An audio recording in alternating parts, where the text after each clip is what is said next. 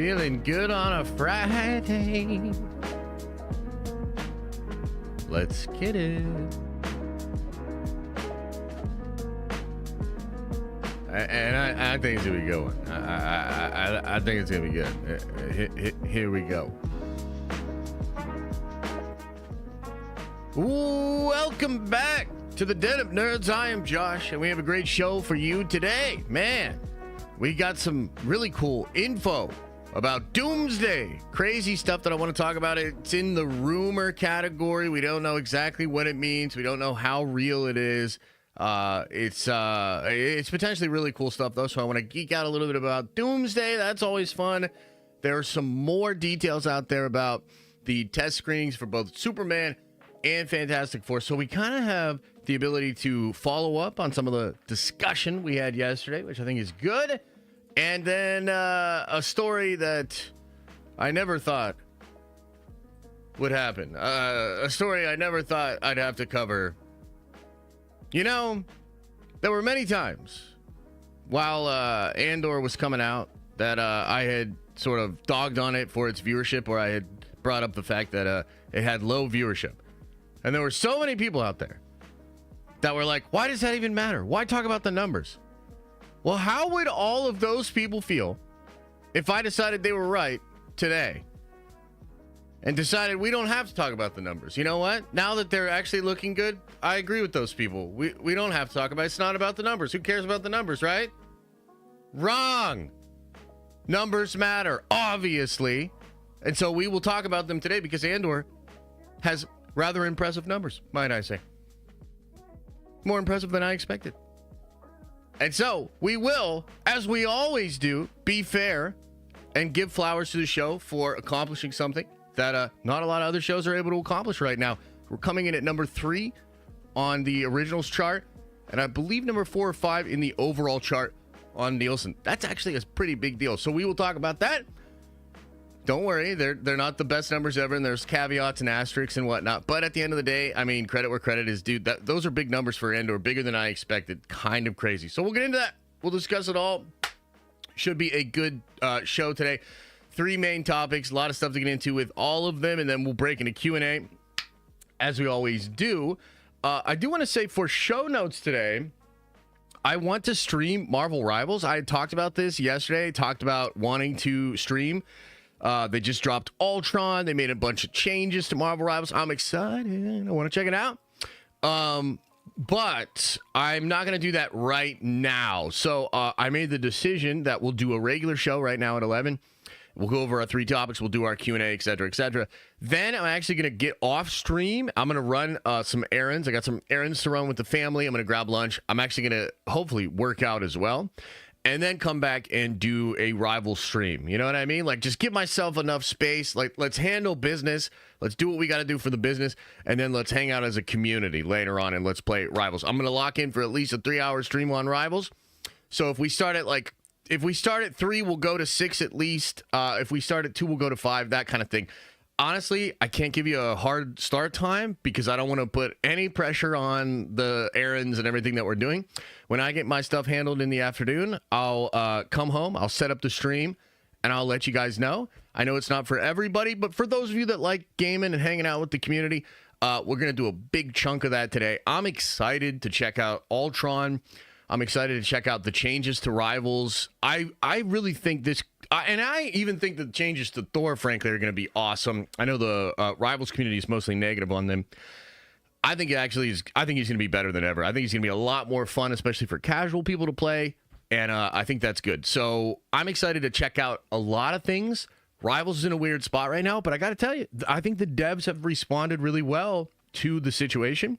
And I think this might finally be when they kind of overcome that and get back on track. So I'm excited. We'll check that out later today. Again, I don't know exactly what time, but I'm really excited to get into some Rivals later today. All right, I think other than that, I can't really think of any show notes or anything else that's going on. So we'll just kind of get into the news, guys. We'll get into some Q&A. There's a lot of like little stuff going on. So like, for instance, I recorded a video this morning that talks more about Dr. Doom in the wake of some of the stuff we learned from the recent screening. So There is some Doctor Doom stuff in the actual film, and I want to talk about that because it means some things. It sort of kills certain theories. It makes other theories more likely. I recorded that. It probably won't release until tomorrow, to be honest with you. It's with my editor right now. Probably drop it at like noon tomorrow. That'll be really cool and spoilery. And then there's a lot of other stuff going on. So I'm trying to kind of take stock. And over the weekend, I'll come up with some other video ideas and think about what we want to do going into next week. I think we're, 5-6 weeks away from the summer movies. That includes Superman and Fantastic Four and then the Jurassic one as well. So it's about to heat up, and then we'll be getting into Comic-Con too. Now, I'll say one thing real quick about Comic-Con before we get right into the news. There's some speculation, guys. Now, I don't know if I believe this, but there's some speculation that Marvel might not go to San Diego this summer. I don't think so. I think they will be there. I think it's going to be a very big deal for us, but I did kind of want to throw that out there. Technically speaking, I could see Marvel not going because they just delayed Doomsday 7 months. It's a year and a half away from Comic-Con. So I can technically see that. I hope that's not true. I hope they still go. I hope they have a big presentation. I think there's so much going on in this movie. They have a lot that they could tease out. So hopefully they do have a Comic-Con. If they don't, though, Superman will be at Comic-Con. DC Studios will be at Comic-Con. So either way, I'll do a Comic-Con stream. You know what I mean? That's going to be fun. All right. Other than that, I think you're caught up. I think it's time, man. Let's break into the news, man. Got some exciting and interesting stuff to talk to you about on this Friday. So, this comes from viewer Anon. This is somebody basically went around and aggregated some of the things that he had been saying about the test screenings.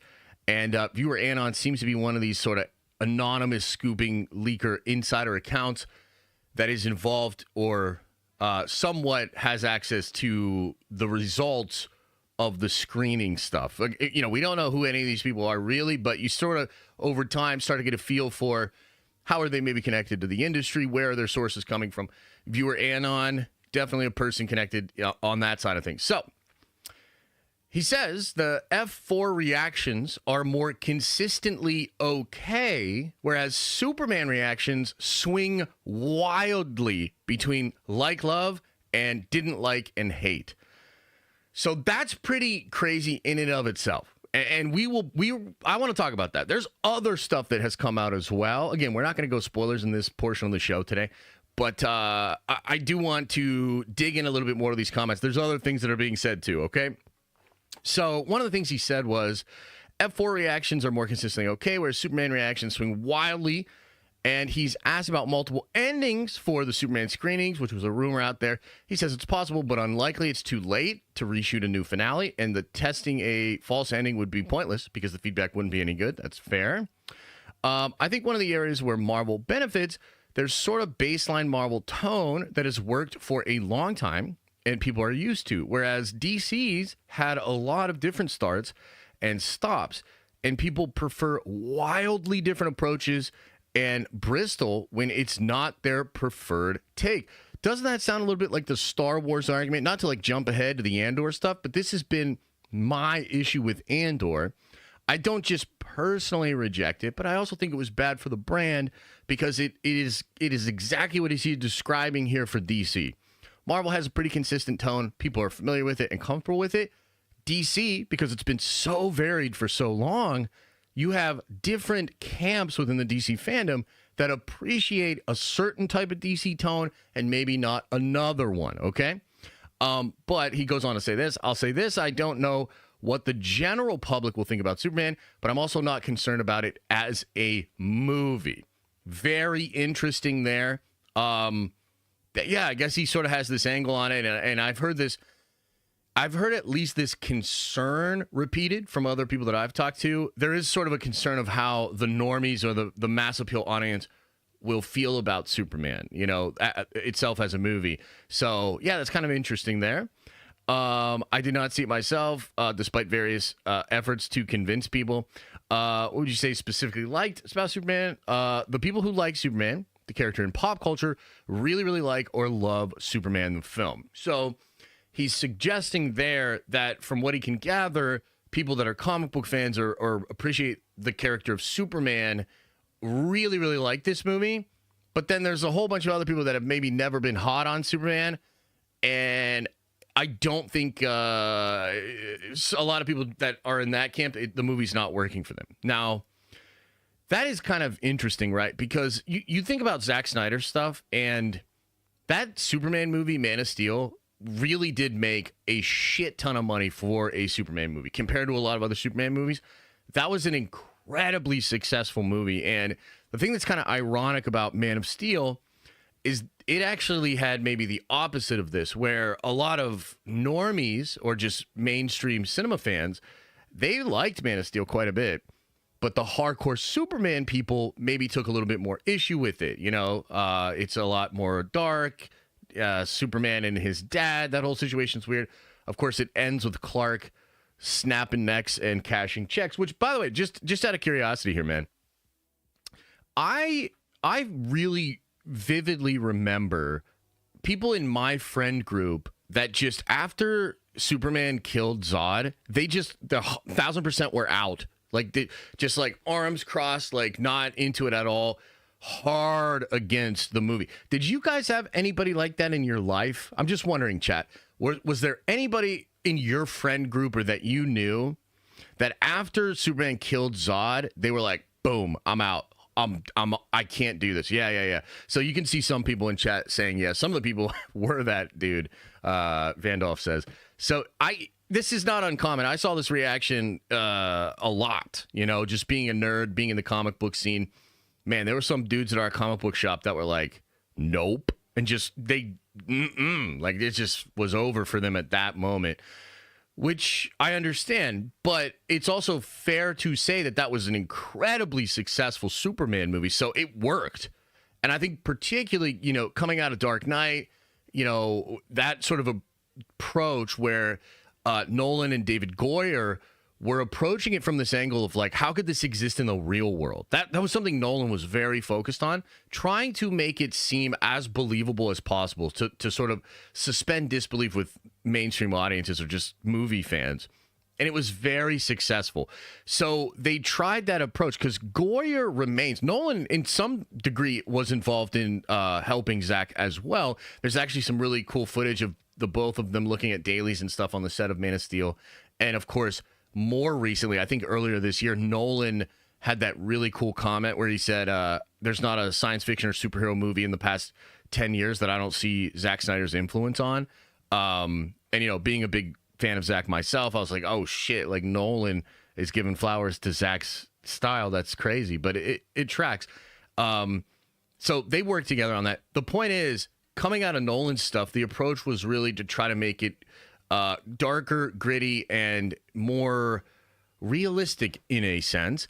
And I do think that worked if you look at Man of Steel. And, you know, the thing about DC was as Zack's stuff was going, and I think Batman v Superman was clearly just disappointing.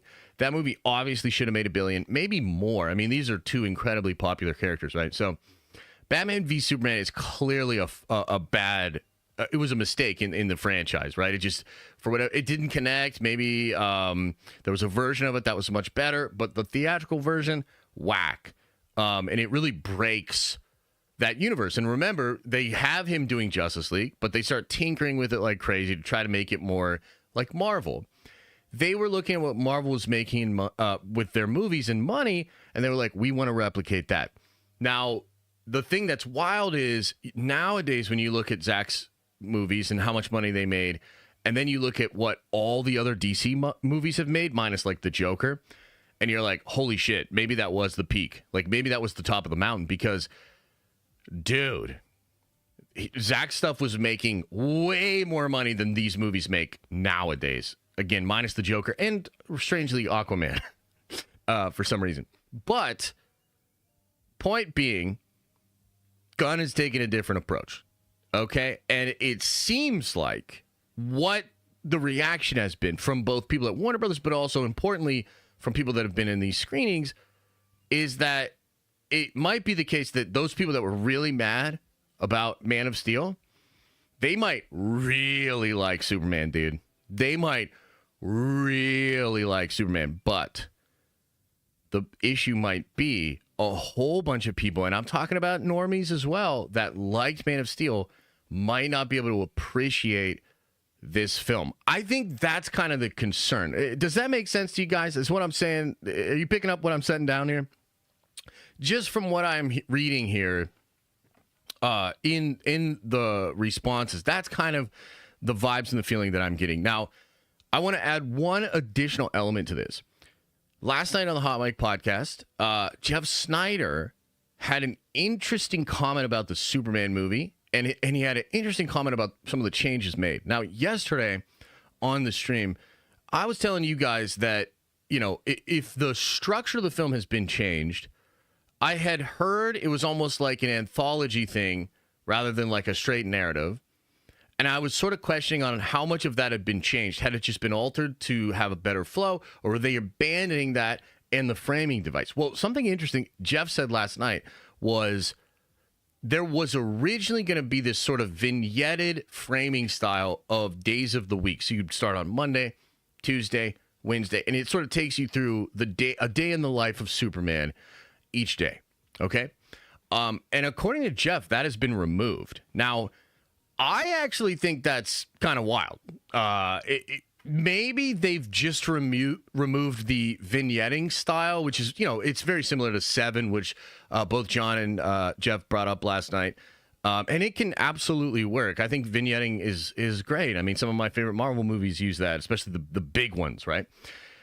But if they're really removing it and just trying to get this thing to flow together just on its own as a straight narrative, that actually seems kind of wild, like, to be honest with you. And is it potentially just a normal part of the filmmaking process? Sure. Is that potentially also a radical difference from what it was when it was first screened? Yeah, dude. Like, that's potentially pretty wild. So I just wanted to bring that up because yesterday I was concerned about that exact change and the structural change to the thing. So I did not think they would go this far to remove the Monday, Tuesday stuff. That does feel a little bit wild. Now, let's talk about Fantastic Four, because this discussion is really about both movies. Super important movies, big summer movies, big for the comic book scene.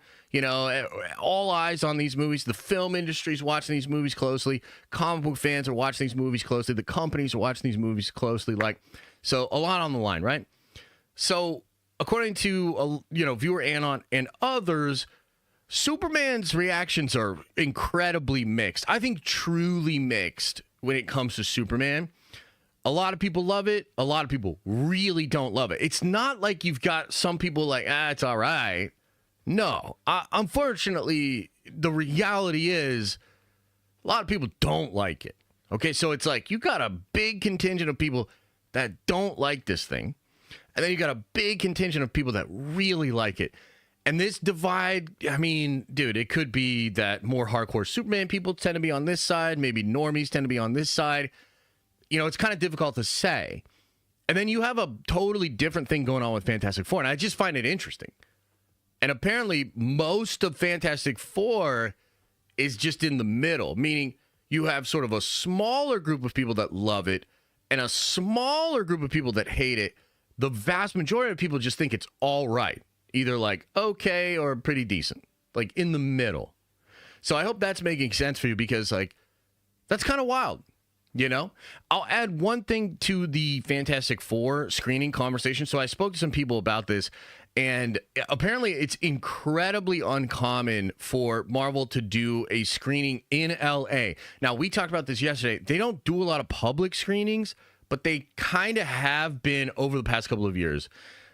Unfortunately, it's been for a lot of the movies they're not confident about, right? So they didn't do this for Thunderbolts because they were super confident in it, but Captain America had many public screenings. That's a part of why all those leaks came out. The Marvels had many public screenings, and as did Quantumania. That's my understanding. So kind of unfortunate. But from what I understand, none of those movies had screenings in LA.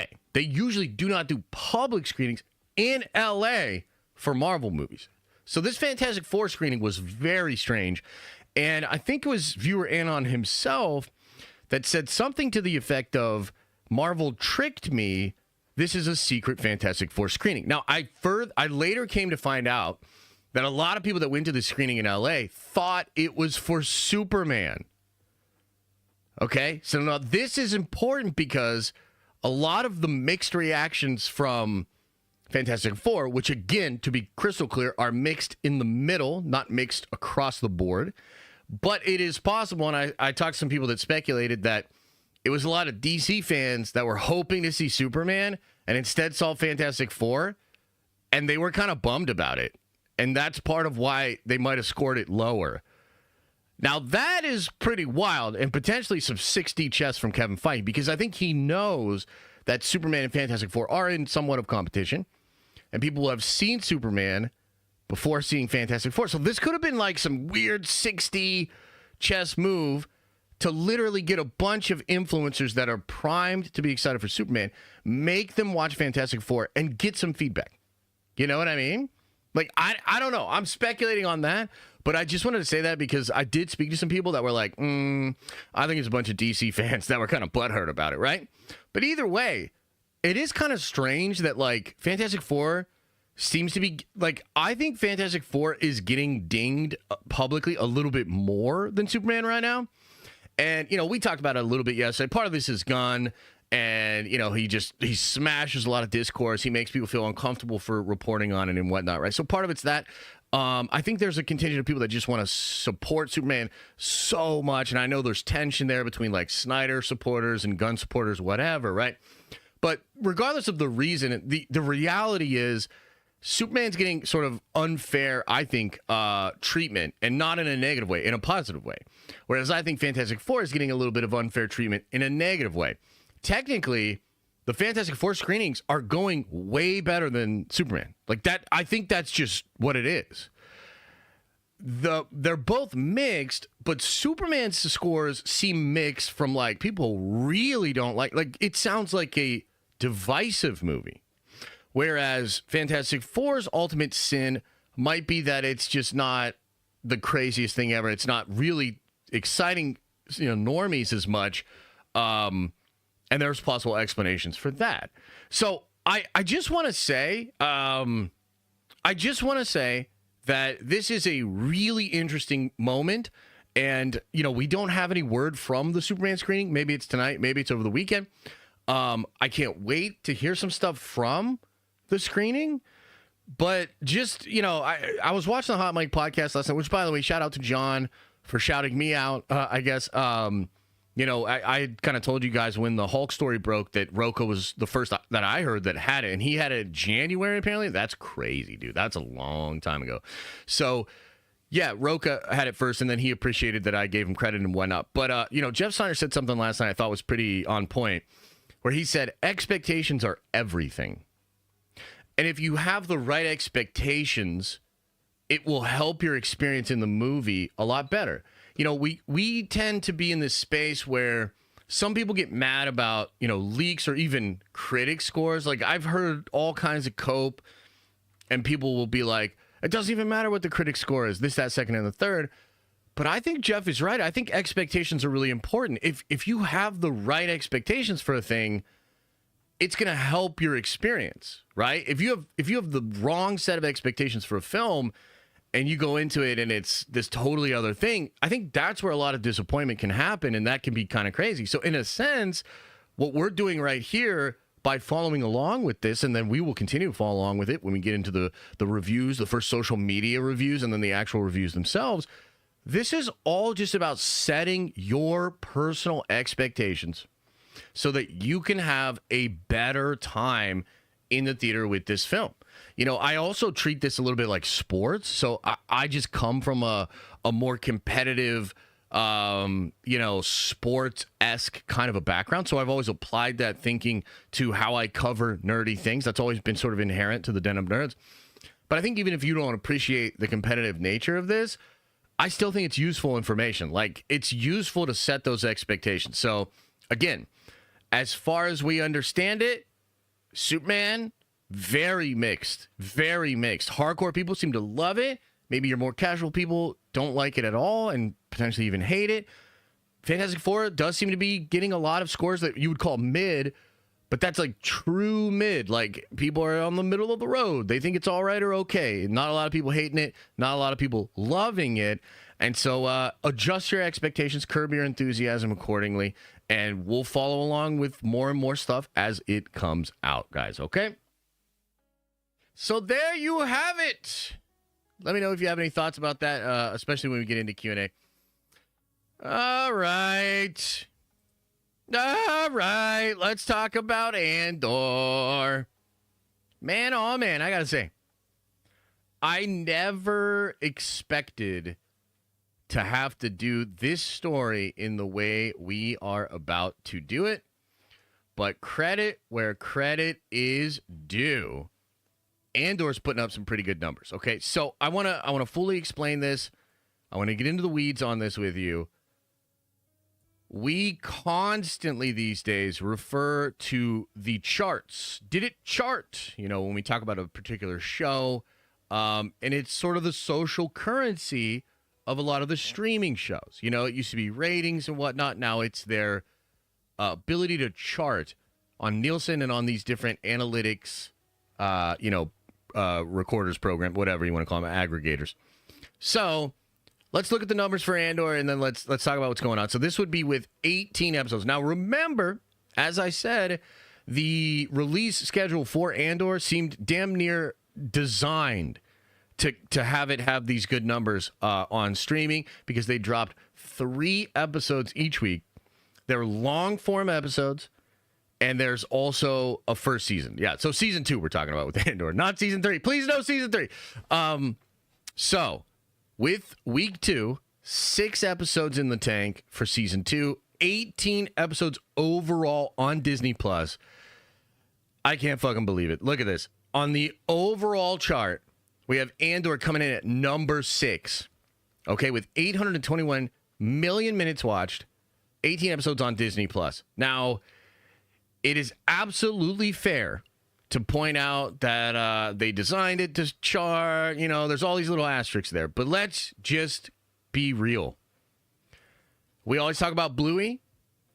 We always make jokes about how everybody just watches Bluey on Disney Plus. We always make jokes that nobody watches Andor. Guys, we can no longer make those jokes. Look at the numbers here. Bluey came in at number 4 in the same time period, 870 million minutes watched. That's only 49 million minutes more than Andor. There's just no way around it. That's a pretty impressive number.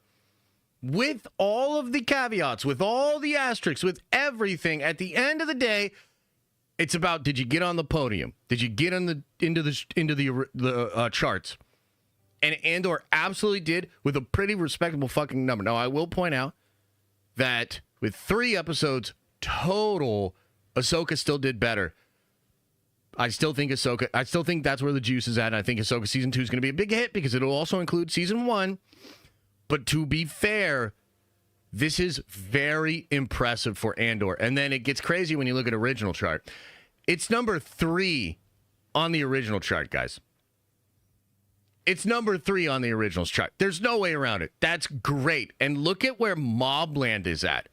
Mobland down here at 352 minutes. Guys, that's a monumental fucking hit for Paramount Plus. Make no mistake about it. Mobland is a massive hit for Paramount Plus, okay? The ability to chart on a much smaller streaming service with a much lesser known show is absolutely incredible for Mobland. Well, we can't have that discussion. We can't give Mobland its flowers and then just look past what Andor is able to accomplish. Andor was watched more in that time period than Ransom Canyon, which I don't even know what that is, Black Mirror, Battle Camp, The Eternaut, The Good Family, Mobland. Dude, this is actually impressive numbers. And I believe what you're seeing here, because, you know, we saw week 1, and I was like, well, that's impressive, but we'll see. Does it fall off or does it go up? It went up. Okay? So its viewership is actually rising week to week. That's kind of incredible. I am officially nervous about the last 2 weeks because I might have to tell you this thing's a fucking smash hit, and I can't believe it. I can't fucking believe it. How do we let this happen? How do we let this happen? Absolute insanity. This would also suggest a big divergence from what you see on social media and what you see in the actual imprint of these shows, which kind of makes sense, but this is a big diversion. Andor trended once in the top 30 the following day after release during the entire time, and it really wasn't that good. It was like 35,000 total tweets, decent engagement, but it never blew social media up, right? Ironically, a lot of the Marvel shows would blow social media up, but actually end up doing less numbers on the actual thing here. So kind of weird. I think this shows, and I sort of speculated about this a couple of weeks ago, I think this kind of shows that Star Wars, for all the brand damage that it has, actually has not done the level of brand damage that Marvel might have done with the normies. I think we're looking at an inverse relationship here, where Star Wars sort of made this bet that they were like, well, we could piss off and turn off all the hardcore people because we're going to bring so many new people in that it won't be that affected. And then there were a lot of the fans of Star Wars, even during George's Star Wars, that were more casual. They weren't even hardcore. They liked lightsabers and shit, right? So Star Wars kind of made this bet that they could say, screw the hardcores and really, go after normies. I think that's kind of what Andor is, to be honest with you. I don't even consider it Star Wars. It's really accessible sci-fi, though, that happens in a Star Wars setting. So, again, I think it's like a corporate thing where they're like, we want it accessible. You know what I mean? We want to make the brand more accessible to this group of people. Elevated genre is the thing on television, so we want to do that with Star Wars. I fucking hate it, but it might have worked. Okay, they might have actually pulled it off, and that's crazy. So the brand damage for Star Wars with more normie audiences might not be as bad as we think. And I wonder what's happening with Marvel, because I almost get the opposite feeling with Marvel. And maybe I'm overthinking it, right? Where's that fucking guy in the chat? Maybe I'm overthinking it, but I think Marvel has done less damage to its hardcore base. I think a lot of us that are here watching the show right now, or, the nerd vengers, people that engage with this kind of content, I think we're going to show up for every Marvel movie for the rest of our lives. You know what I mean? Like, frankly. And maybe we'll get really excited about certain ones and see them a lot, but we're probably locked in. In a sense, we're there forever. But the more casual audiences with Marvel really do seem to be checked out. And I'm kind of curious if what we thought was going on with Star Wars and Marvel is actually not quite the case. We'll see. There's more numbers. I think the Mando Grogu movie, its public performance, that'll be pretty telling. Fantastic Four will be very telling. And, of course, Doomsday will be as well. Spider-Man 4. We're going to see, because Marvel might just not be able to do lesser-known characters now. Like, it maybe the whole space is too saturated, and you have to stand out by doing something hype, right? So there's a lot of mystery here still. But either way you slice it, man, these are great numbers. These are numbers that I think they wanted. I think they worked really hard for it. I think you have to give them their flowers. And I'll say one more thing about this before we move on. For people like me that just really don't like Andor, this is kind of crazy. It's like eating crow a little bit, right? I have egg on my face. But as Aaliyah brought up to me, okay, as Aaliyah brought up to me in the DMs, people like me, what we ultimately want is for Kathy to go away. Okay? And there's been this big rumor that Kathy is looking for a W. And if she gets this W, she might be able to walk away. This has been reported by multiple people. She is looking for a win to be able to walk away with grace. And I got to say, it's a strange world. It's a strange time.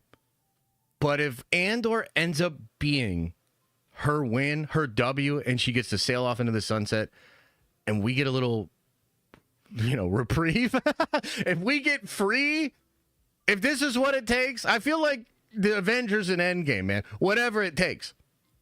You know what I mean? Do I have to glaze Andor? Do I have to finally watch this fucking show and tell you what a big hit it is and blast to the rooftops that Andor is a big hit? Whatever it takes. You understand? Whatever it takes. So, that's the report, man. That's the report. I kind of can't believe it. I saw this shit. My first reaction was like, no, it can't be. Because, oh my God, I love being able to tell Andor fans it doesn't matter. Nobody watched your show. It was so shitty. It was such a disrespectful way to dismiss the show. Oh, I loved it. It was my go-to thing, man. I don't think I can do it anymore. I don't think I could say it anymore. I got less ammunition, man. I can't fight. This thing wins a couple fucking Emmys. I'm cooked. This thing wins a couple Emmys. I'm fucking cooked.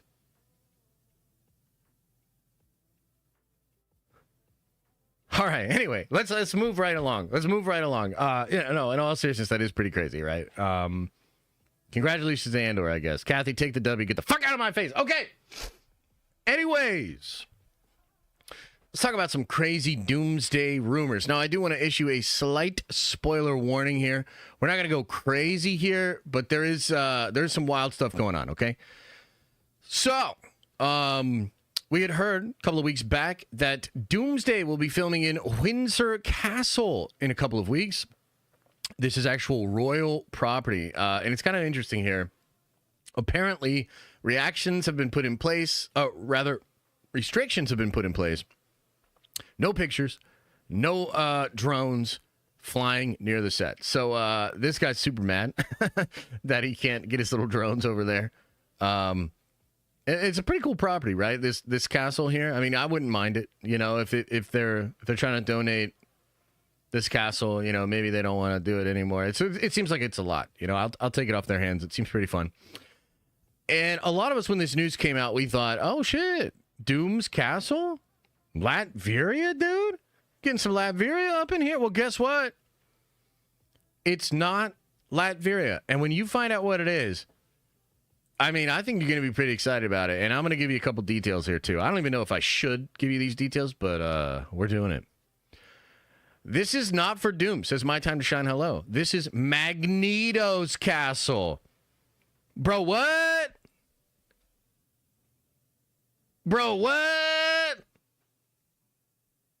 Magneto's castle? Say that again. I kind of like it. Magneto's castle. Interesting. Okay, so that's pretty wild. I'll tell you a couple other things here, guys. Potential spoilers here. Give me just a couple of minutes. If you're like really not about that life, you might want to mute, earmuff, whatever you got to do, okay? So I was told some cool shit. I was told that the Sentinels that we see on the other set are sent by Dr. Doom. Pretty interesting. I was also told that this X-Men universe, the one that they're all fighting in or whatever, this X-Men universe is a alternate future for the Fox X-Men. It is a utopia. It is meant to be an ideal version of a universe where the X-Men actually ascend to greatness and create somewhat of a mutant utopia. Little bit of House of M flavor. Yeah. A little bit of Genosha flavor there.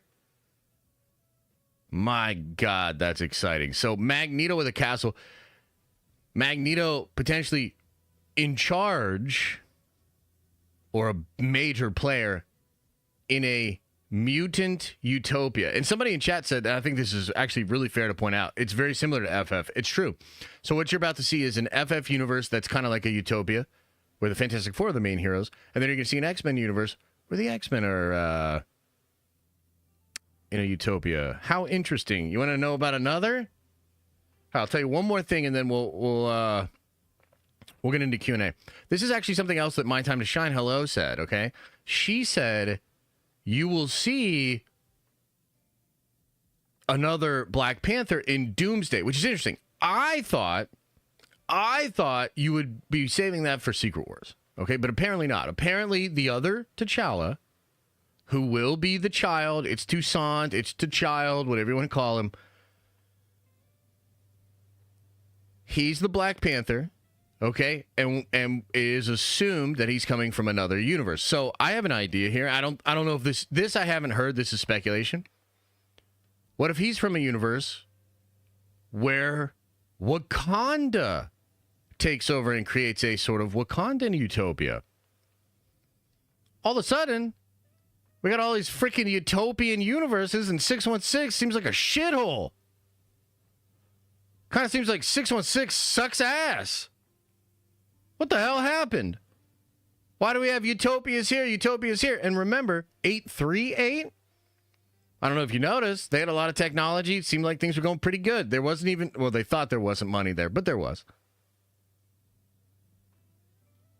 So what's up with these other universes having superior outcomes?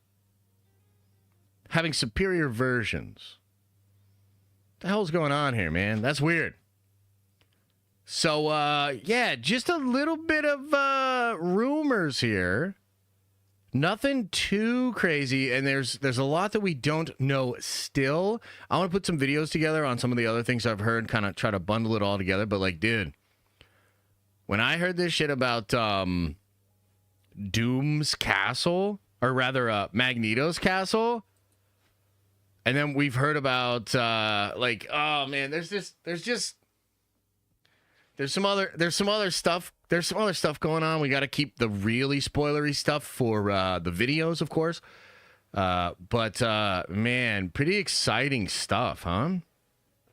Pretty exciting stuff. Very interested in what they're cooking. And I'm also really glad that they're taking this extra 7 months, man, because everything I've heard, I'm like, dude, that's just so much. Like, it's like too much. They're trying to adapt all these different really fun comic book things. And I think particularly with the X-Men, they really want to give fans of the Fox X-Men, like, just some power. They want to give some powerful scenes and some powerful, send-off moments or whatever for these X-Men characters. Wow. Like, yeah, seems really interesting. So I'll explore more of these ideas in some videos, but I just wanted to touch on that because I think that's so cool, man. And I'm really interested because I'm starting to think that, look, He Who Remains obviously takes Sacred Timeline and manipulates it. The question is, though, how much better are these unmanipulated timelines? And were they better because they were, like, catered to be better? So, like, with the Fantastic Four movie, right? You have this alternate reality. There doesn't seem to be other heroes. I know there's some rumors right now that, like, there's going to be Avengers in this X-Men universe. I've been told that's not true. So it's just an X-Men universe. What is this? Like, what are they trying to say? That outside of all being together, they were all able to, like, kind of thrive on their own or something? I don't know. It's really interesting. And just from a visual perspective, like, too, I'm really excited, dude. Magneto on some kind of throne, Magneto in a castle. Like, come on, bro. Like, that is pretty hyped up. So I'm excited. And then it could potentially carry into Secret Wars as well, right? Because if these are the mutants that came from a world that was a utopia, and Doom is like, I promise you a piece of Battleworld, or maybe a Planet X or something. Hell yeah. Like, that could be really cool. So, yep, there's a lot we don't know. But some exciting teases, nonetheless, when it comes to Doomsday, man. So there you have it, guys. A little bit of a shorter one today. Nothing too crazy going on out there. Is there anything I missed? Is there any other breaking news or insane stories that we should add to the show? Or should we just get into Q&A? Let me pull up the old Twitter. Let me pull up the old Twitter and see if there's anything else crazy going on. I don't really see anything. I mean, so I will say this. I'm kind of curious about this logo, too. So I put the logo on the thumbnail. I'm really not sure if it's real. There was a supposed new Avengers Doomsday logo. And I'll pull this up for you guys to see here. It's this one right here. And the thing I noticed about it, right, is if you look at this, it's that sort of, what's it called? Kintsugi or whatever, when they put the gold in the cracks. and this is the Citadel at the end of time, that same design there. So if this is real with all that gold and the Citadel at the end of time, that's really hinting that he needs to get to Loki and he needs to get to that place at the end of time, which is pretty interesting. So that's kind of cool, but not necessarily big breaking news. And I'm not even sure that logo is real. Like I haven't found anything to officially link that logo to the Marvel Studios, but it also looks legit. So yeah. But other than that, guys, I don't know that there's too much more to discuss. I got a lot of videos I want to cook. I obviously want to play Marvel Rivals, man. Which, by the way, they already buffed Ultron. Can you believe that, Chad? Like, I was a bit worried because he is he did look a little soft. You know what I mean? Like, he looked a little soft. But they've already buffed him. So his damage is up like 30%, which I'm like, what the fuck? Maybe they buffed his healing and stuff too. So I'm very excited to play Ultron later. I want to try Thor's changes. I want to see how Iron Man plays in the new meta as well. So, yeah, we're going to do that. I'm kind of aiming for maybe around 3. Maybe I'll start up the stream around 3. And we'll play some Rivals. I want to do a little bit of solo ranked grinding, and then maybe I'll play some ranked with some of y'all, or play some casual games or something. Not really sure, but I definitely want to dig in to some Marvel Rivals on stream later today. All right, let's get into the Q&A chat. See what you guys got going on. I'll go over member chats, super chats, etc., and we'll hang out in the chat as well. First in today was Nuck. Says, Josh, my brother, get yourself a fight stick and play Street Fighter 6, or you could play around with the Marvel vs. Capcom MVC2. You'll love Street Fighter 6 and all the games on the collection, I promise. Dude, yeah, I've actually been jonesing to get back in there and play some of those arcade games. You know, you guys witnessed something really crazy that, like, nobody gives me credit for. But when we did the subathon last year, I beat Cyber Akuma in Marvel Heroes vs. Street Fighter in, like, what, 3 tries or something like that? It was so fast that y'all thought I was cheating and shit, and everybody got all butthurt. But what you don't realize is I just did, like, a miracle. I was so fucking locked in. I did something that humans aren't supposed to be able to do. Okay? So we locked in, and we beat Cyber Akuma in like 3 tries. It was insane. And to this day, none of you give me credit for that. Like, I never just see it in chat. We're like, hey, yo, remember when Josh, like, beat Cyber Akuma in like 3 tries? That's crazy. You know, like, that was really impressive. Nope, we don't get none of that. Appreciate you, though, bro. Scully 3PO says, EA Star Wars Battlefront 3 or bust. Yeah, it doesn't seem like EA's too interested in doing that, huh? I was wondering, like, why does it have to be EA? Could we get somebody else to do it? Because EA is just the publisher. DICE is the developer, right? So could it be a situation with, like, Destiny and Activision? Something like that? Wouldn't that be cool? I don't know. Joshua Campbell Bluegrass says, I wish we could have seen Snyder's story play out. Yeah, for sure. I mean, it probably would have been pretty wild, but yeah, I obviously really like Zack's stuff, so I would have liked to see that. I think, in particular, when he came back for the Snyder Cut, they missed a real opportunity, because the Snyder Cut is not just what he would have made before. It's better than that. It was like he had years to think about it. He had years to absorb the criticism. The Snyder Cut is legitimately a masterpiece. And I think if they had sort of leaned into that, I truly think would have got incredible content, man. Tom Holland says, can you read my super chat from Tuesday, sir? Sorry, but I cannot. What I can do, though, is if you throw it into just the regular chat, I could go over here in just a second.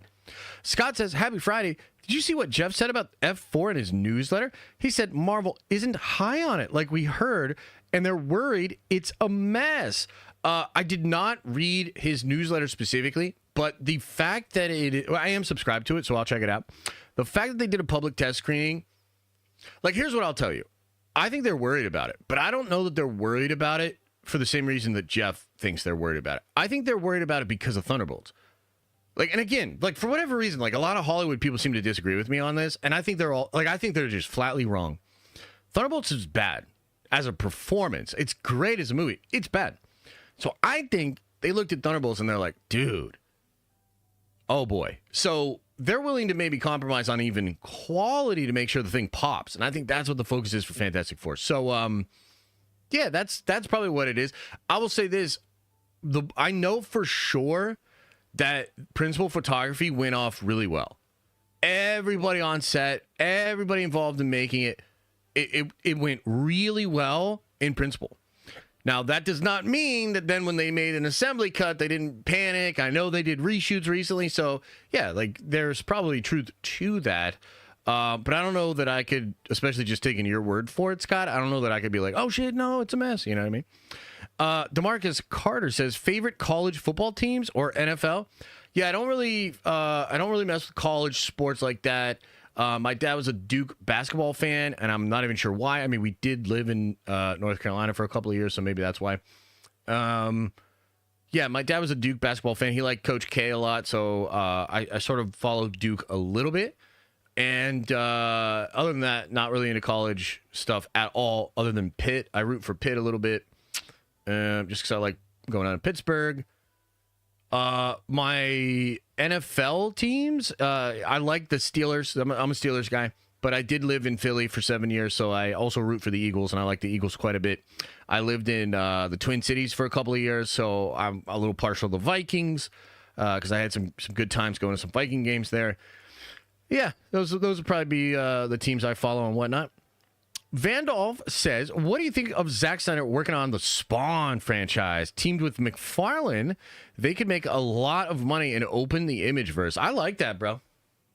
Yeah, I like that a lot. I think he would be right for that. Yeah, I think Zack would put on a visual feast. And, a character like Spawn has really cool elements to use in the cinematic form, and I think Zack does visual feasts well. I think he does action well, so I think that would be a good fit for show. Oh my God, you're overthinking it, LMAO. Nerd Avengers for life. Appreciate you, Josh. And then Vandal follows up and says, I burned my life to make a sunrise that I know I'll never see. Emmy Awards sweep incoming, bro. God damn it. Unbelievable. Unbelievable. Why did it have to happen? Why couldn't it have just fallen off? Why did people have to watch this show? Why did it have to be apparently good? And it wooed everybody, and now it's going to win these fucking awards. Get the fuck out of here. Zach says, the X-Men Utopia, basically the ending of Days of Future Past. I think it is meant to loosely connect to that, but it's also just an idea from the comics, right? Like, I think they're cooking something with it for sure. But yeah, we'll see. Kang basically effed the 616 timeline. Yeah, for sure, but why didn't they F the other ones? And then I'm like, why did the other ones turn out to be so good? Do you know what I mean? Like, isn't that kind of strange? Like, do you really think these universes would just end up being really good, just like on their own? There's got to be more to it. There's got to be more to it. Zach says, AI can picture He Who Remains making these realities perfectly for the FF and the X-Men in order to keep the truth hidden. Much love. Sure. I think you're saying I can. I think your phone autocorrected to AI. So you could picture He Who Remains making these realities perfect to keep the truth hidden. I will say the more perfect the reality is, the less likely they are to figure out it's a falsehood or to figure out that, they have other options or whatever.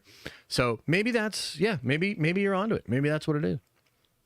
J Mike Gaming says, just got done with a 14-hour shift. Oh, no. Love y'all. I'm going to bed. LOL. Also, Josh, what was the cool thing you were teasing at Meta? Much love.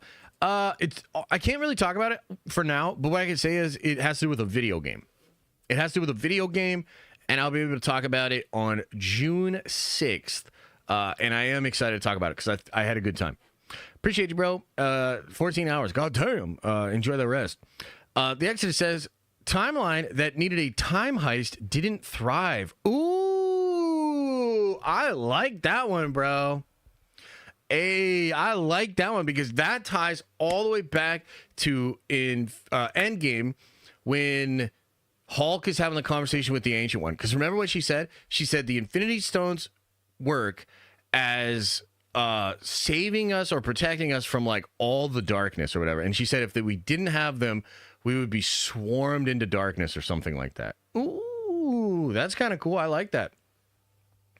Let's see here. Anakin Stark says, yo, hope all's well, Josh. Sorry I'm catching these late. You're getting me hyped for superhero movies again. Still need to see Thunderbolts. Oh, dude, you should see Thunderbolts. I really like the movie. I stand behind it, man. I can't wait to see it on streaming when it comes out. So, yeah, definitely recommend that for show. And, yeah, I mean, the superhero movie genre, it's certainly had a rough couple of years. And, you know, we don't know how it's all going to shake out. And we'll see. Superman could underperform. Fantastic Four could underperform. Doomsday could underperform. And then we'd be in a weird spot. But you know what I realized? I was like, even if that happens, there'll still be a hardcore group of folks that really cares about it, loves it, and wants to follow it. And so I'll always be here for that group of people either way. But I think, you know, the competitive side of me, you know, again, going into that sort of sports kind of idea, I want the genre to win. I want the genre to be big, you know, and I want it to be the big thing again. So I'm kind of holding out hope that we can get back to that. And there's good stuff I'm hearing about all this stuff. So we'll see. You know, they have to adjust. Demora retracted the message. Appreciate the support, though. Bianca, 5 gifted memberships. Holy W's in chat for Bianca. Thank you so much. Carl says, Street Fighter win. Was that before or after 200 Rivals wins? Asking for a friend. Star Wars is back. Better than Bluey. Doom going to destroy all the utopias. Yeah, right? Doom's like, you know what? I don't like it when people are happy. And everybody's like, what? Yeah, Doom destroying Utopia. It's kind of a cool idea. Star Wars is back. Better than Bluey. I mean, it didn't do better than Bluey. Just so we're clear. But I mean, in all honesty, I think they're impressive numbers. I would, they're numbers that are so good, I would feel I was being shady if I didn't talk about them. Those are pretty good numbers. Appreciate you, bro. Jay Kowalski says, you and your family going to go watch Lilo and Stitch? I'm 25, and I thought the thing was fun. I mean, I would like to. Are we going to? Probably not. With the kids and everything, it's just you have to be a little bit more selective with what movies you go to see.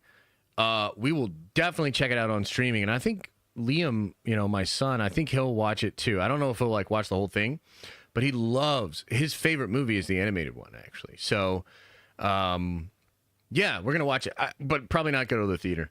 To be honest, when they're a little bit older, we can actually take them to the theater. Too young at this moment.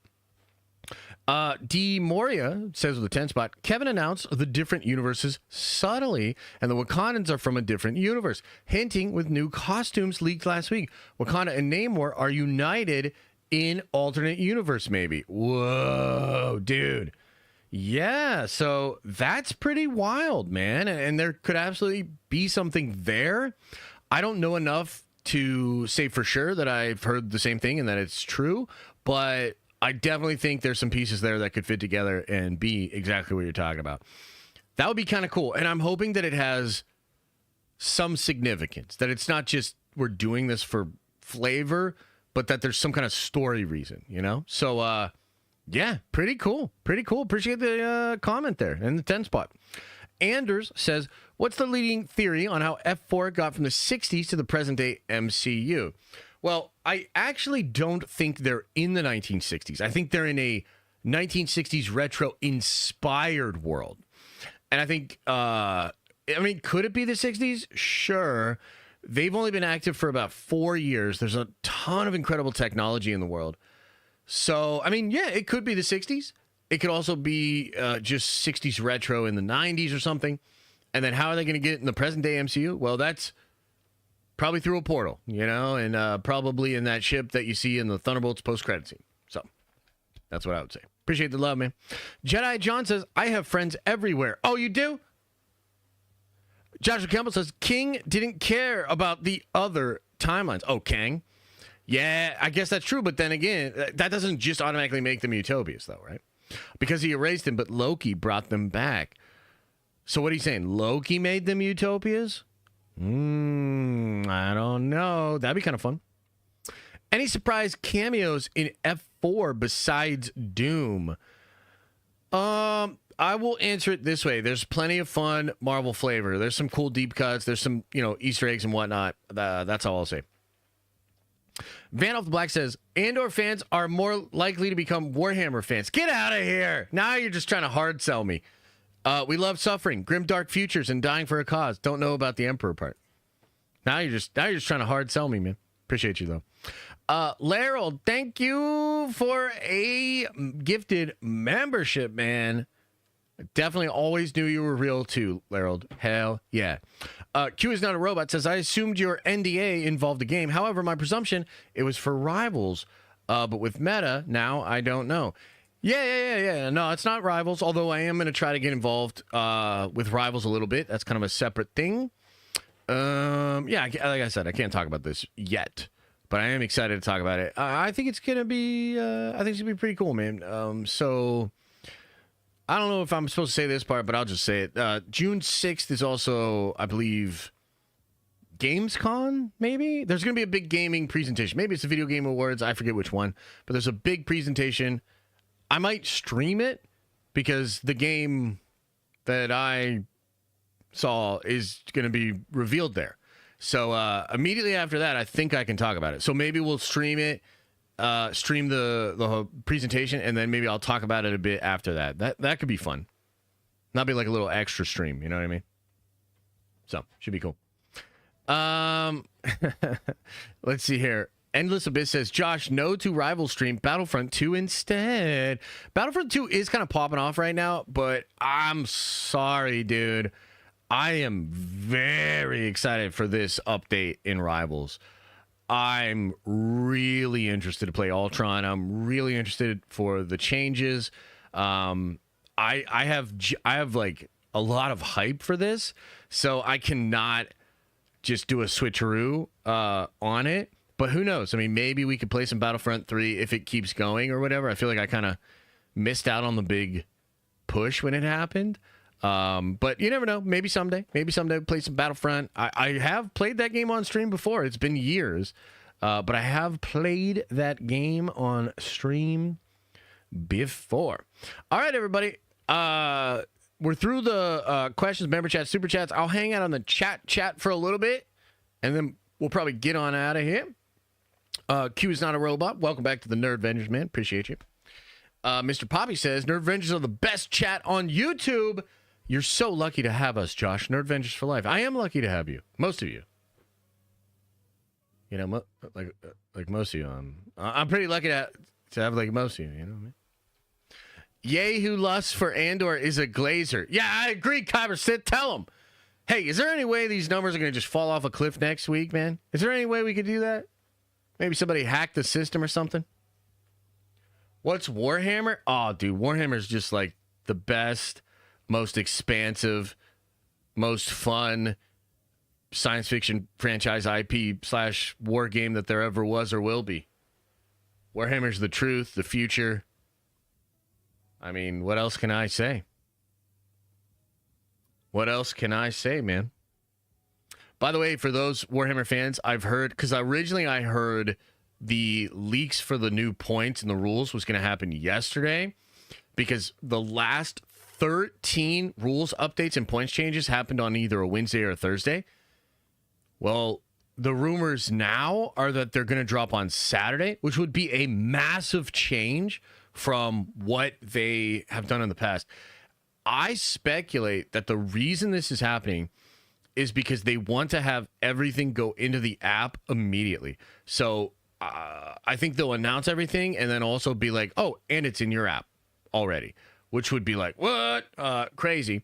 But yeah, if you're a Warhammer fan, man, keep an eye out for Saturday, hoping the new points and the new changes happen then. Oh my God, I'm so excited for my Dark Angels, baby. I'm so excited for my Dark Angels, baby. Q is not a robot upgraded to the Prime membership. Appreciate you, brother. I'll have to do a Prime stream soon. I'll do one soon, I promise.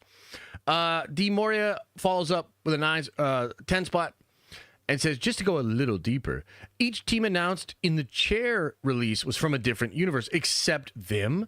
too much of a coincidence, in my opinion. I can see Doom destroying all the false timelines as well. Yeah, I mean, certainly there could be something there. There could certainly be this thing where Doom, because like, I could see Doom being like, this is a perversion, and being upset about that, and also potentially being upset with what was done with his variant in the Sacred Timeline.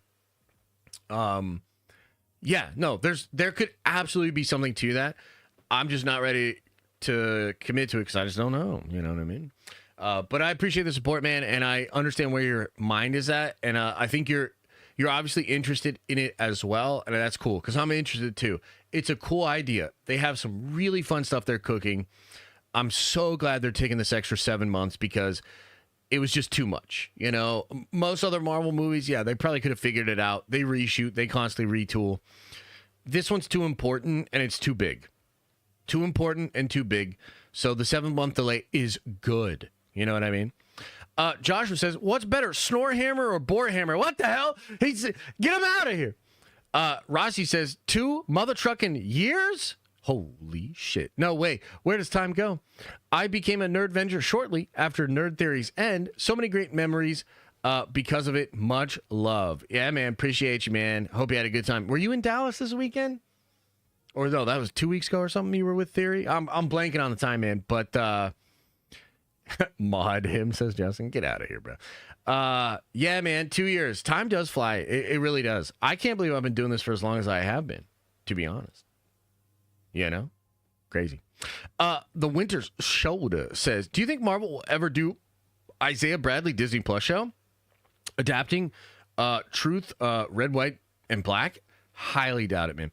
And showing him fight Hydra plus Bucky would be dope. Dude, they should have done that in the movie. Like, instead of having Isaiah Bradley just be in prison the whole time, he should have shielded up. Dude, you should have had him fucking people up. Not like people at the White House, like bad guys. That would have been awesome, man. Like, that would have really given him a lot of shine. Would have been like show, don't tell. Man, I think it's a super big missed opportunity that they didn't do that. And look, obviously the racial element there in that story of Red, White, and Black, I thought it was actually one of the strongest elements of the Falcon and the Winter Soldier show. But unfortunately, the show itself was just not good. So it's one of those things where, like, this is why entertainment has to be the first consideration. And I know some people get upset about that. But the truth is, if it doesn't work as entertainment, the message isn't going to come across. And it's not going to reach the maximum amount of people. So if you truly care about the message, you have to understand that the entertainment is first. And unfortunately for Falcon and the Winter Soldier, it wasn't even the racial elements that held it back or that felt heavy-handed. They all felt actually appropriate. It's more the villain, the conflict with Sam, like, that was so paper thin. And I felt like his motivations towards the end, like, what they did to Sam and what they did to the Flag Smashers, I felt really tore the show apart. You know, Sam in all the rest of the movies is a Steve Rogers fanboy, man. He has this boyish enthusiasm in Winter Soldier, which was really endearing, and the way he loves Steve was really endearing. And then, like, they do this weird thing with the show where he's like, I'm not Steve Rogers. Or they wanted to, like, make him... Like, I mean, first of all, he rejects the shield and all this other stuff, and it's like, I understand this is a consideration for any black man, but it felt like such a wild character flip. Do you know what I mean? I think this show sucks, is what I'm trying to say. This show sucks ass.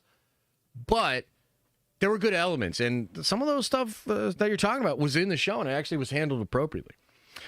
C Black says, did you see the toy showing Sue and Franklin? I did. It feels kind of spoilery for me. You know, and I know we saw the concept art, and essentially it's basically what we had in the concept art. But that feels spoiler to me. It feels like you're getting your first look at Franklin. And it's cool. Like, I think it looks great, but I was like, is this like a weird gray area with spoiler? Like, it feels like that's kind of spoilery. You know? But yeah, I saw it. It looks cool. I mean, I think, dude, I'm very high on Fantastic Four. Like, maybe I haven't expressed that the right way or whatnot, but dude, everything I've heard about this movie, like, I'm really excited. So I think nerds like us are going to really, really like it. So, any thoughts on the second Minecraft movie? Not a single thought in my head. So just like all the other people that went to see it, I guess. Prez, thank you for 5 gifted memberships. Let's go. W's in chat for Prez, baby. Hell yeah. Appreciate you, man. Thank you so much. Let's go. How much do you weigh? I haven't weighed myself because I fell off my diet a little bit, so I don't want to know. I don't want to know how much I weigh. Okay? Sheesh. Josh, I think you missed Jonathan's super chat just before the Battle World, or let's see here. Jonathan says, what do you think is better for optics for the normies right now? Love, hate for Superman, or mid reactions to F4? Which one's better? I think Superman. So here's what's ironic about this. Again, Marvel is kind of a victim of its own success. The bad news from Marvel travels so far because so many people are like aware of what Marvel is. I think a lot of the bad news for Superman is in the niches. So despite James and Warner Brothers being so mad that there's all this negativity online, I don't think it's actually permeating normie spaces that much. So I think despite Superman having legitimately way more to be worried about, legitimately way more mixed reactions in its screening, I think for now, Superman is doing much better with its marketing than Fantastic Four. Now, some of this has to do with like the newness of a new universe is just inherently cool. And there's so much curiosity and draw for the new thing to like see what it's going to be about. So it's like this for, I think, a lot of normies. The new Superman movie or the next Marvel movie. Another Marvel movie or a new universe, a new movie. So I think Superman's doing quite well with normies, actually. But yeah, that's just my take on it. It's a good question, though. I'm sorry I missed it earlier on. Oh my gosh, Rossi gifting 5 memberships. Holy, appreciate the love, man. Thank you so much. Scott says, I don't care what anyone says. F4 is going to slap. No revenge for life and F4 the moon. Oh, I think this particular community is going to fall in love with Fantastic Four. I can't wait to see it. I can't wait to gush about it. I think it's going to be even better than it was at the screening this week. Yeah, I'm excited. I'm hearing some legitimately cool stuff, some of which I will talk about in some videos over the next couple of videos. I don't want to do this thing where we're like, hey, you want to know beat by beat what happens in the movie? I'm not interested in doing that. You can go find that on your own if you're interested. But what I want to do is focus on some select things, some questions I have about it. And yeah, so I'm excited. I'm excited. Q is not a robot says, Josh, can you readjust my post in chat? Chat, you have to read it out loud as a 2-parter. Wait, what? Can you readjust my post in chat? Chat, you don't have to read it out loud. It's a 2-parter. Your post in chat. Let me see here. Q is not a robot. Can you throw it into the chat right now? Let's see here. The horse on Twitch, first on YouTube.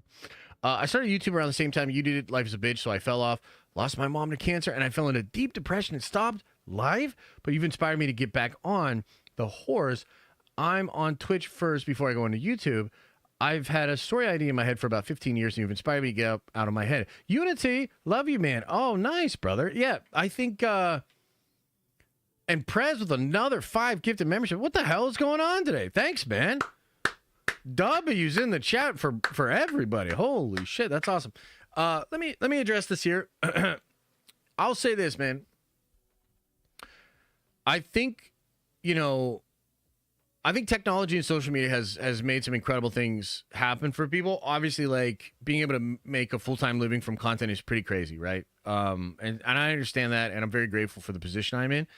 I know there are a lot of people that have tried and not gotten there, and dude, it's hard. Like, it's definitely hard. But I'll tell you this: my trajectory on YouTube was not like this. My trajectory on YouTube was kind of like flat. I'm terrible. I have no idea what I'm doing. I'm completely disheveled. I have no idea what the fuck, you know what I mean? I don't know cameras. I don't know bullshit. And then like I slowly figured a few things out, and then you get a couple bumps. And then like I figured a bunch of stuff out. Dude, it wasn't for like 3 or 4 years into the game that I started even making what I would consider watchable content. And so, like, if a big old dummy like me can figure it out after just failing for like years and years and years and eventually put it together, I think anybody can figure it out. So you've got to just commit to learning and commit to trying to do whatever it takes to make it. And there are a lot of resources available to you. There are YouTube gurus, there are YouTube strategists, there are thumbnail strategists. There are a lot of people that know this thing quite well. I mean, I know a lot about YouTube. Unfortunately, though, I don't really have the time to like turn around and try to explain all of that anymore. I do kind of do that in Prime streams, but I don't think I literally don't think I've done a Prime stream in like 6 months. So that sucks and I feel bad about it, but also like I did kind of try to delete the Prime stream thing and I couldn't figure it out. So I basically told everybody I'll keep it up. I might do Prime streams every once in a while, but like, I actually tried to get rid of it and I couldn't. So all that to say, like, maybe I would eventually do some content on there. There is a library of content there that you can go look at if you want. But you can absolutely do it, man. It is very hard, but you can do it. So I would say just keep trying. And then when it comes to writing and storytelling and stuff, it's very similar. You have to figure out a lot of little things. There's like sort of the quality side of it. Is this good writing? Is this a good story? But then there's a marketing side of it. I mean, there's some people out there that are probably incredible writers that just simply cannot market themselves at all. So they'll never get anything published, right? And that's kind of a shame, but that's the way of the world. Commercial art is commercial art, right? So you've got to be able to make money for other people if you want to make money. Right? So that's what it is. Prez with a $5 holla says, I've been super busy this morning. What time are you doing Rivals? Also, I need a wrench someday. Nerd Ventures for Life. Unity. Yeah, we can get you wrenched up, man. Let me talk to my other wrenches and see if they think you'd be a good fit. And then what time Rivals today? Probably around 3. So as soon as I get off stream today, I'm going to run a couple errands and I'm going to try to go to the gym. And then I'll come back and we'll play Rivals. I'm aiming for around 3, so we'll probably go like 3 to 6, maybe longer if we're having a good time. But yeah, that's kind of what it is. Jeremiah Noble says, "Hey Josh, do you watch The Cosmic Wonder or Emergency Awesome? Just curious. Nerd Ventures for Life, Unity, much love." I don't really watch Cosmic Wonder at all, to be honest with you. I watch Emergency Awesome, but not regularly. I used to watch both of them a lot more. And this will probably get some moans and groans from chat. But frankly, pretty much all my YouTube time is committed to Warhammer at this point. And it's nothing against those guys. I think they're both great. I think Warren has some issues with me or whatever. Maybe that was blown out of proportion. I got nothing bad to say about him. I got nothing bad to say about Charlie. I think they make good content. I think they're nerds. I think they're fans.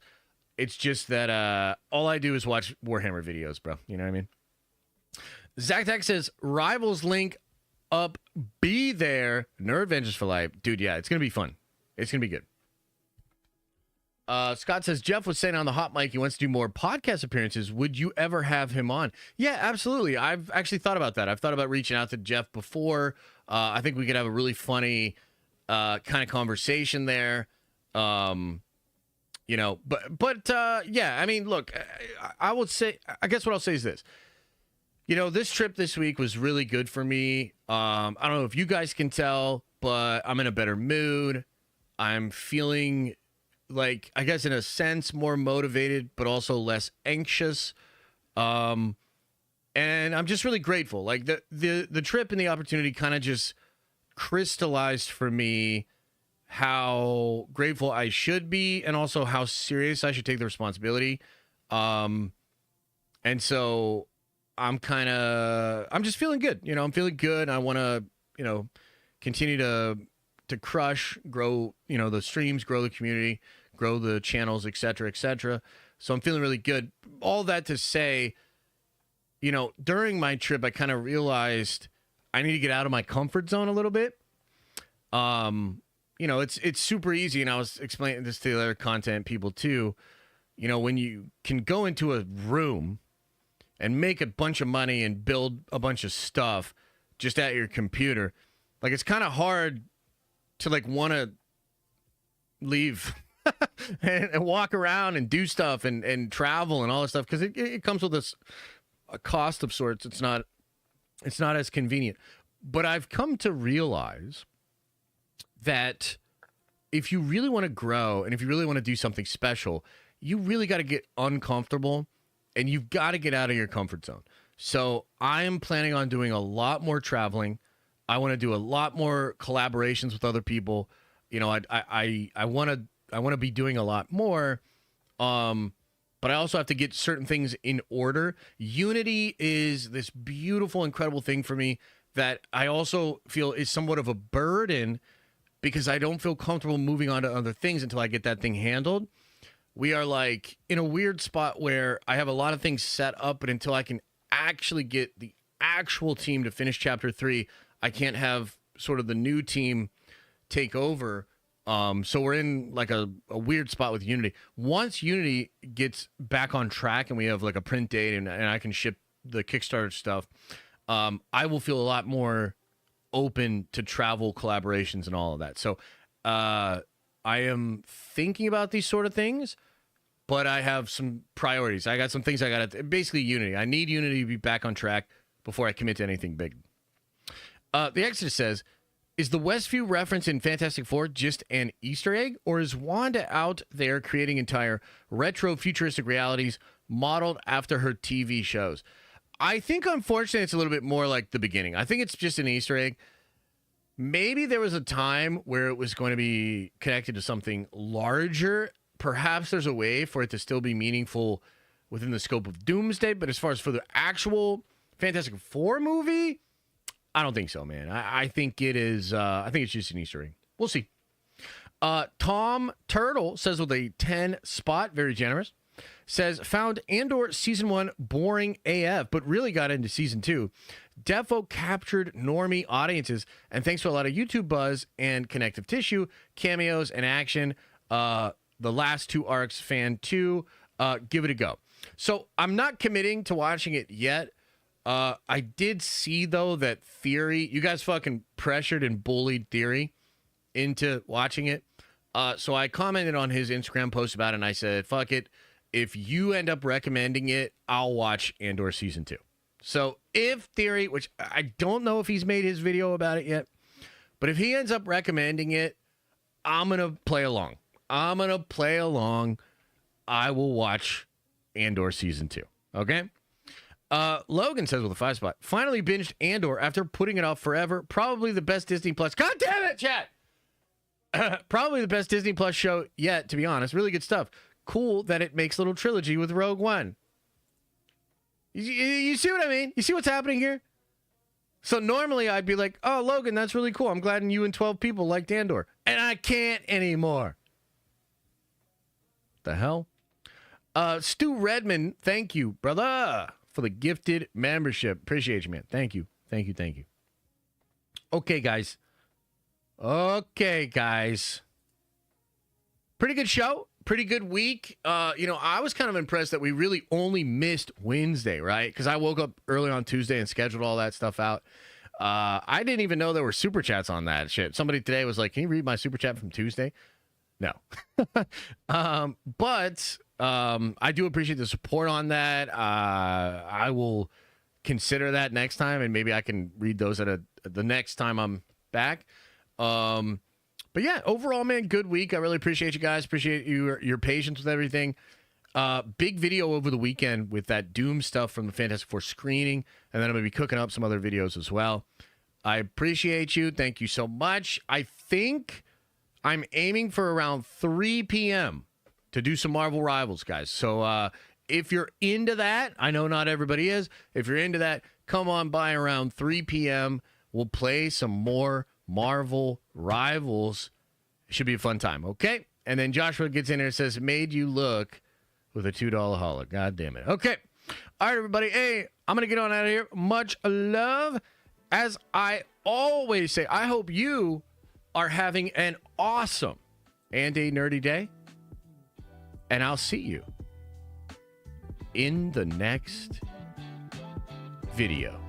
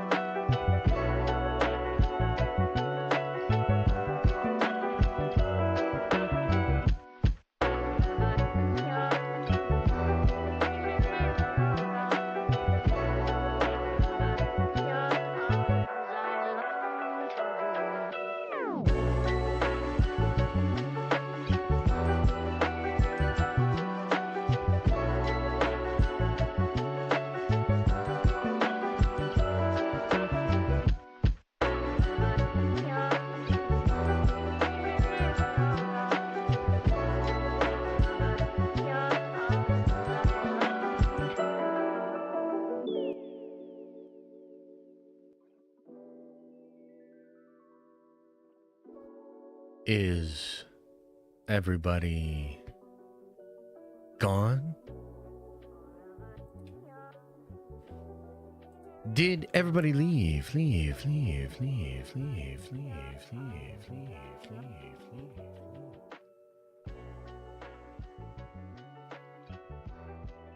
Oh, man. Another happy landing. Isn't it funny, man? Like, you know, all these people that are like, oh, what does it matter what the numbers are? This is why it matters. Social proof matters. How many of you are more interested now in watching Andor that you know people actually watched it? I mean, come on, guys. You know, I get it. But would you just trust Papa just a little bit? Let the process play out. Holy. Josh was like, no, I'm still here. All right. All right. The future is bright over here. Appreciate you guys. Much love. I'm going to get out of here. I'll see you guys around 3. Do me a favor, though, before we get out of here. Would you? Just one little favor. Actually, 2. Open up your third eye. And wash out that stinky butt.